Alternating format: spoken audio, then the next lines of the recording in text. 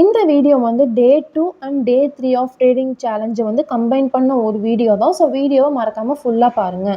டே 2 வந்து என்ன ஆச்சுன்னு பார்த்தீங்கன்னா, கொஞ்சம் வந்து ரிவர்ஸ் ட்ரேட் எடுத்து வந்து நம்மளோட ப்ராஃபிட்ஸ் எல்லாமே வந்து நமக்கு வந்து லாஸ் ஆகிடுச்சு. நான் வந்து நிஃப்டி 50ல் வந்துட்டு 24,050 சியில் தான் வந்து என்ட்ரி எடுத்திருந்தேன். மார்னிங் வந்து நல்லா தான் போயிட்டு இருந்தது. ஆல்மோஸ்ட் ஒரு 45 பாயிண்ட்ஸ் பக்கம் வந்து நமக்கு ப்ராஃபிட்டில் தான் இருந்தது.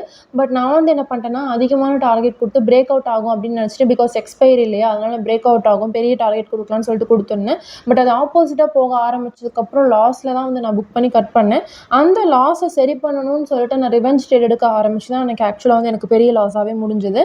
அப்போவும் வந்து நிறைய டைம் வந்து லாஸ் வந்து சரி ஆச்சு. பட் இருந்தாலும் நான் ப்ராஃபிட்டாக கன்வெர்ட் ஆகணும்னு சொல்லி வெயிட் பண்ணி எண்ட் ஆஃப் தி டே வந்து பார்த்தீங்கன்னா ஒரு பெரிய லாஸில் தான் முடித்தேன். ஸோ யாருமே ரிவெஞ்ச் ட்ரேட் மட்டும் எடுக்காதீங்க. இது வந்து பார்த்தீங்கன்னா டே 3 ஆஃப் ட்ரேடிங் சேலஞ்சு. அதாவது இன்னைக்கு சென்செக்ஸில் வந்து என்ட்ரி எடுத்திருந்தேன். ஸோ சென்செக்ஸில் வந்து பார்த்தீங்கன்னா 77,800 சிஇ வந்துட்டு என்ட்ரி எடுத்திருந்தேன்.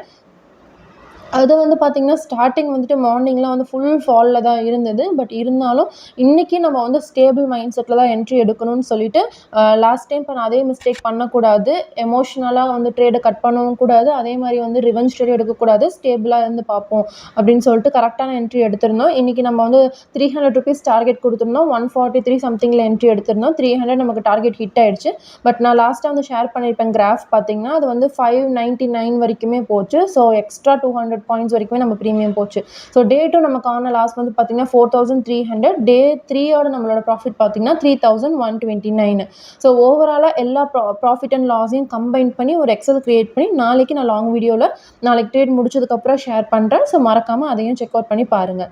ஸோ இதுதான் வந்து நம்ம எடுத்திருந்த ஸ்ட்ரைக்கு. நம்ம கட் பண்ணதுக்கு அப்புறமா எக்ஸ்ட்ரா ஒரு 200 பாயிண்ட்ஸ் போயிடுச்சு. பட் நமக்கு என்ன வேணுமோ அதை நம்ம எடுத்துகிட்டு ட்ரேடிங்கில் கட் பண்ணிட்டு வரது தான் பெஸ்ட் ஆப்ஷன். பிகாஸ் டே 2ல் நம்ம பண்ண மிஸ்டேக்கை நம்ம அகைன் டே 3லையும் பண்ணக்கூடாது. பிரேக் அவுட் ஆகும்னு நினச்சி இன்றைக்கி இது பிரேக் அவுட் ஆகிடுச்சு.